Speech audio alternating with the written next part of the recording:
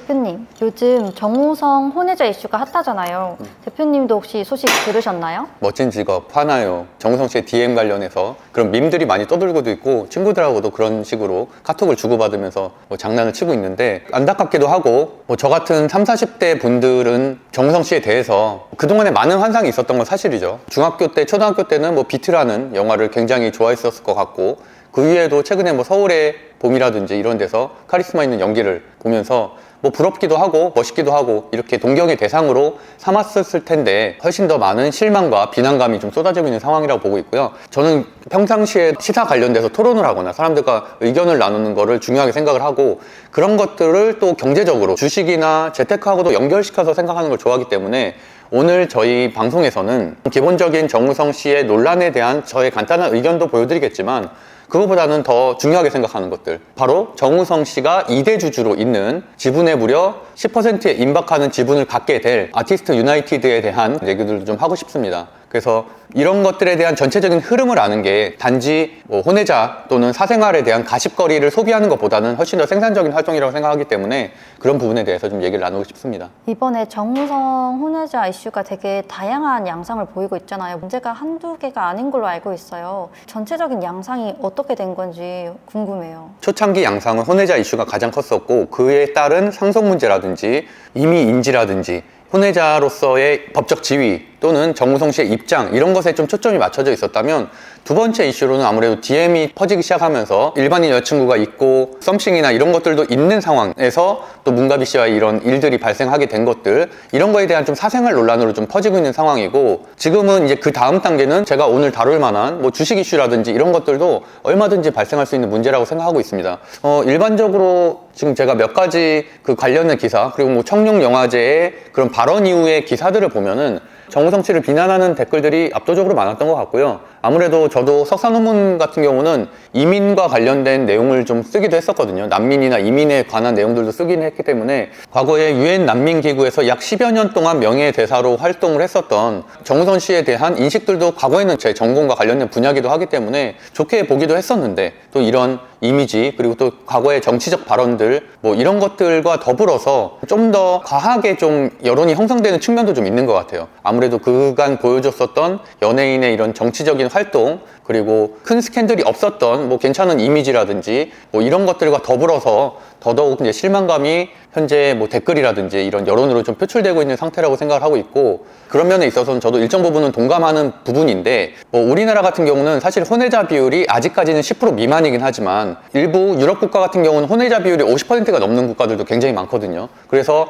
그런 것에 대한 좀 법적인 지위들 그리고 혼외자의 보호 장치 그리고 그런 아이들에 대한 여러 가지 법적인 제도 보완 이런 것들도 선행돼야 되지 않나. 우리나라만 해도 배우 김용건 씨라든지 또는 셀트리온 서정진 회장이라든지 이런 여러 유명 인사들의 혼외자 이슈가 최근에도 좀 발생을 했었는데 그것과 더불어서 이런 혼외자에 관한 정확한 법적인 지위나 제도가 뒷받침되지 않고 있기 때문에 소송전으로 불거지기도 하고 정우성 씨 같은 경우는 임의인지 형태를 통해서 아마도 이런 법적인 보호 수단을 강구할 것으로 보여지지만 거기에 대한 충분한 논의가 이번 기회를 시작으로 좀 이루어지면 좋겠고요. 사실 저는 최근에 일론 머스크에 대한 공부들도 많이 하고 있는 편인데 일론 머스크 역시도 혼외자가 굉장히 많은 편입니다. 저도 깜짝 놀랐는데 거의 10명 정도 되는 거 알고 있으셨어요? 네, 사실은 일론 머스크의 기이한 행동들 그리고 일론 머스크의 엄청난 업적에 가려져서 사실은 그런 사생활들은 크게 관심들도 사람들이 없는 편이고 그렇게 이슈화되지 않았지만 실제로 자서전이라든지 일론 머스크에 대해서 조금만 공부하면 그런 부분들까지도 보여지는 것들이거든요. 우리나라는 아무래도 좀 유교 사상에 기반된 국가이기 때문에 아직은 조금 더 강하게 저항은 있을 수 있겠지만 사실 제가 더 중요하게 생각하는 문제는 앞으로 이런 부분들이 단지 연예인의 난잡한 사생활 이 정도로 끝나는 것에 국한되는 것이 아닌 공인의 이런 사회적 책임이라든지 이런 부분에 대해서도 이번 기회를 통해서 한 번 정도는 좀 깊게 생각하는 그런 계기가 됐으면 좋겠다. 그래서 그런 사회적인 담론이 형성되는 그런 하나의 사건이 됐으면 좋겠다라는 바람입니다. 이런 사회적인 문제가 경제적으로도 연결되기도 하잖아요. 네. 이번에 정우성 사태는 경제적으로 어떻게 연결시킬 수 있을까요? 사실 저는 이 정우성 씨 문가비의 사건을 듣자마자 떠올렸던 거는 바로 상속 부분이거든요. 아무래도 저처럼 법을 전공하거나 또는 변호사거나 이런 관련된 업무를 하시는 분들은 그 부분이 사실 가장 궁금했을 거라고 생각을 해요. 아무래도 뭐 정확하게 알려진 재산은 없지만 뭐 정우성 씨 같은 경우는 제가 추측하건데 그래도 뭐 한 1,000억 정도는 자산이 있지 않을까라고 추측도 되고, 일단 정우성 씨의 아들과 같은 경우는 어쨌든 유일한 지금 상속자가 되는 상황이잖아요. 결혼을 하지 않은 상황이고 정우성 씨가 추가적으로 아직은 뭐 가정을 꾸리고 있는 상황은 아니기 때문에 문거비 씨와는 사실은 법적으로는 혼인관계가 없으니까 아무런 관계가 아니고, 그렇게 되면은 예를 들어서 뭐 한 1,000억 정도가 있다고 한다면 최소한 한 500억 이상을 어떻게 보면 미래에 상속할 수도 있게 되는 그런 이슈들도 아무래도 이런 법 쪽에 있는 분들은 좀 궁금해 하셨을 것 같아요. 거기에 따른 추가적인 논란들도 좀 예상되는 부분이 있고, 먼 이야기인 상속을 떠나서 뭐 당장의 양육비는 어느 정도 형성이 될 것인지 뭐 이런 것들에 대해서 처음에는 전 좀 궁금해 했었던 것 같고, 일단 그리고 저는 뭐 주식 유튜브를 지금 4년째 하고 있기 때문에 아무래도 가장 이 사건을 먼저 들었을 때 떠올랐었던 거는 이정재 씨가 23.4%의 지분을 가지고 있어서 최대 주주이고 정우성 씨가 4.7%의 지분을 가지고 있는 아티스트 유나이티드라는 코스닥 상장사의 주가 방향이 어떻게 될지가 상당히 궁금했었습니다. 아티스트 유나이티드의 자회사인 아티스트 컴퍼니 같은 경우는 많은 배우들이 소속되어 있는데요. 대배우인 안성기 씨를 비롯해서 이정재 배우, 그리고 뭐 정우성 배우, 그리고 더글로리로 핫했었던 뭐 임지연 배우 또는 박소담 배우 같이 많은 또 연예인들이 소속되어 있는 아티스트 컴퍼니를 가진 아티스트 유나이티드이기 때문에 더 많은 관심이 갔다고도 볼 수 있을 것 같습니다. 그래서 사실은 이 일이 맨 처음에 발생했을 때 아티스트 유나이티드는 저는 폭락을 할 줄 알았어요. 왜냐면 어쨌든 아티스트 컴퍼니에 소속되어 있는 정우성 배우의 개인적인 문제가 발생을 했던 것들이고, 그런 것들에 대한 부정적인 여론이 압도적이었기 때문에 그 다음 날인 월요일 날 주식시장이 시작할 때 저는 어느 정도 폭락으로 시작할 줄 알았는데 전혀 주가에 영향이 받지 않았거든요. 오히려 일정 부분 상승하면서 마감이 되기도 했습니다. 그래서 그런 부분들을 보면서 사실 뭐 뉴진스, 미니진 사태 때 하이브 주가가 폭락한 거에 비해서는 상당히 주가 흐름은 견조한 상황으로 지속되고 있어서 의문점을 가지고 있는 상황입니다. 저는 아티스트 유나이티드라는 종목을 처음 봤는데 이 종목에 대해서 좀 설명 부탁드릴게요. 네, 사실 뭐 저는 추천 방송에서 아티스트 유나이티드를 추천한 적은 단 한 번도 없어요. 왜냐면 일단 테마주입니다. 테마주고 지금 차트를 보여드리고 있는데 2023년 10월 20일에 2,500원이던 종목이 약 2달 사이에 29,850원까지 2달 사이에 10배가 오른 엄청난 종목이거든요. 상한가가 8번 연속으로 나온 엄청난 테마주자 세력주라고 할 수 있을 것 같아요. 이 당시에 이렇게 급등을 하게 된 이유는 바로 이정재 씨가 지분 투자를 하면서 대주주로 올라섰기 때문이에요. 종목 정보에 들어가 보면 일단 코스닥 상장사면서 시가총액이 2,392억 원의 소형주고요. AI 기반의 퍼포먼스 광고 업체라고 이렇게 쓰여져 있고요. 더보기에 클릭을 해보면 우리가 낯익은 이름이 있죠. 주주 현황에 이정재 1인이 376만 7,660주로 현재 지분은 한 28.2% 정도 되고 2대 주주는 위지역 스튜디오라고 이렇게 쓰여 있습니다. 그리고 물론 공시 자료에 들어가 보면 정우성 씨에 대한 지분 현황들도 당연히 확인할 수가 있고요. 근데 이 종목이 최근에 또다시 이슈가 하나 있는데 바로 12월 13일에 주주총회를 앞두고 있고 아티스트 유나이티드가 아까 앞서 설명드렸었던 아티스트 컴퍼니를 합병하는 작업이 이날 통과될 가능성이 상당히 높습니다. 그렇게 되면 정우성 씨의 지분율은 더더욱 올라가서 합병 후에는 무려 10.99%의 엄청난 2대 주주가 되는 상황이거든요. 그렇기 때문에 많은 사람들의 관심이 더 집중되는 것 같고, 그렇게 된다면 오늘자 12월 2일 기준으로 시가총액은 2,392억 원인 상장사의 11%의 대주주가 된다는 얘기는 뭐 현재 오늘자 가치로만 해도 약 한 260억 원 정도의 주식을 갖고 있는 상황이 되게 됩니다. 그렇게 되니까 추후에 뭐 상속이라든지 이런 것에 대한 관심들도 높아질 수밖에 없는 상황이 되겠죠. 제가 종목 분석하는 방법인 시수제재차 분석법으로 아티스트 유나이티드를 한번 분석을 해보면 투자자 수급 동향에서는 개인 매수세가 상당히 강함을 알 수 있습니다. 그만큼 사실은 실적이라든지 재무제표는 형편없는 기업이기 때문에 보시는 것처럼 개인들만 주구장창 이렇게 사고 있는 모습이고요. 재무제표를 살펴보면은 21년도에 354억 원 정도 매출이 나오던 것이 현재 전년에는 213억으로 약 한 50% 이상 매출이 떨어진 상황이고, 21년 대비해서는 약 한 35% 정도 매출이 떨어진 상황이고,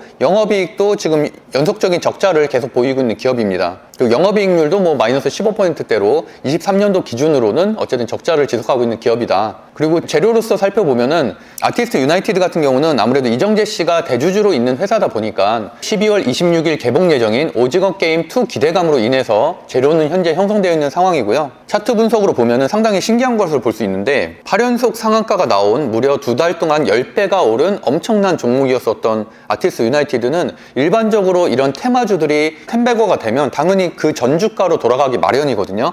근데 시작했었던 2,500원대 가격에서 현재도 약 5배 정도 높은 17,000원대 가격을 유지하고 있다는 부분입니다. 그렇다는 얘기는 세력이 계속 관리를 하고 있는 것들이거든요. 특별한 실적이나 비전이 없음에도 불구하고 이정재 씨와 정우성 씨가 지분 현황을 가지고 있다는 이유만으로 이렇게 주가가 빠지지 않고 23년도 말 가격에 비해서 약 7배 정도 높은 가격에 현재 거래가 되고 있다는 것은 상당히 세력 테마주 중에서도 상대적으로 강한 편이다라고도 저는 판단할 수 있을 것 같습니다. 다만 계속 이제 가격대 저항에 좀 부딪히고 있는데 바로 한 19,000원대 정도에서는 지금 저항에서 5번째 지금 부딪히고 있는 상황이고요. 만약에 이 가격 저항대인 18,500원 정도를 넘어서게 된다면 2만 원 이상도 갈 수 있는 주가 상승 여력이고 정우성 씨의 혼외자 이슈가 있었던 상황에서도 16,000원 이하로 떨어지지 않았거든요. 그러니까 이 안에서 주가 관리가 되고 있는 박스권을 이루고 있다는 상황도 사실 뭐 이런 테마주를 저는 개인적으로 매매하고 있진 않지만 상당히 테마주 치고서도 강한 흐름을 보이고 있다고 보여집니다. 그래서 어떻게 보면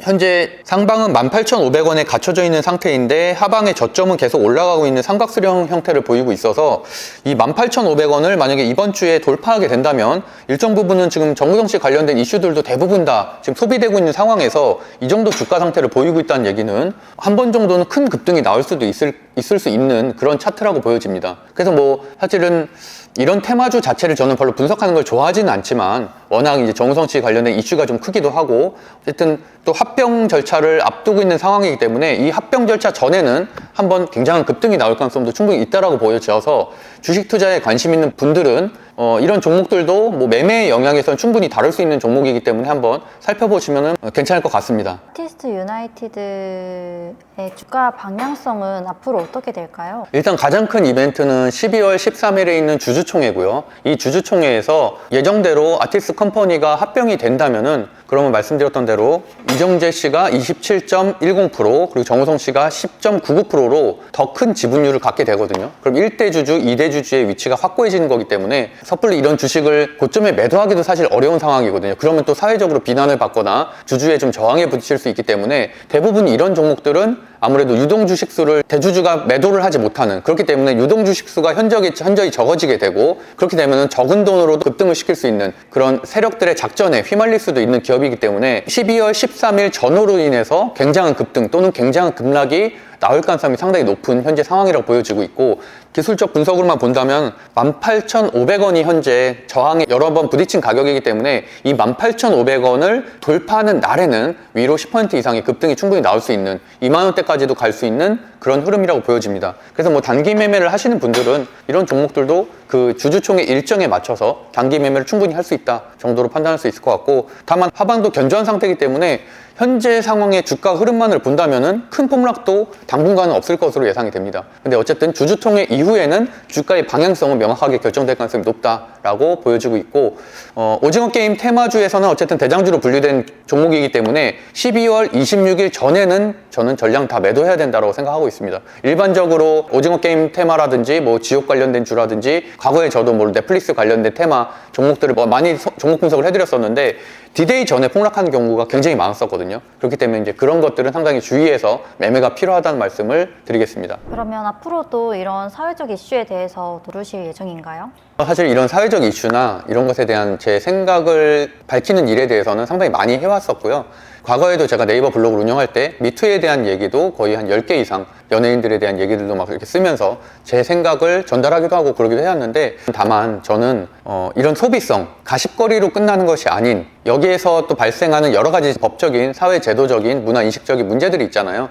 그래서 그런 것에 대해서 충분히 사람들이 소비하고 생산하게 되는 그런 담론의 장으로서 이런 주제가 커져야 된다고 생각하지 그냥 단지 한낱 연예인의 사생활, 뭐 거기에 따른 비난 이 정도로 끝나서는 우리에게는 전혀 도움이 되는 일은 없다고 생각하고 있습니다. 그래서 저도 가끔씩이라도 이런 문제에 대해서 다루는 콘텐츠를 할 생각이고요.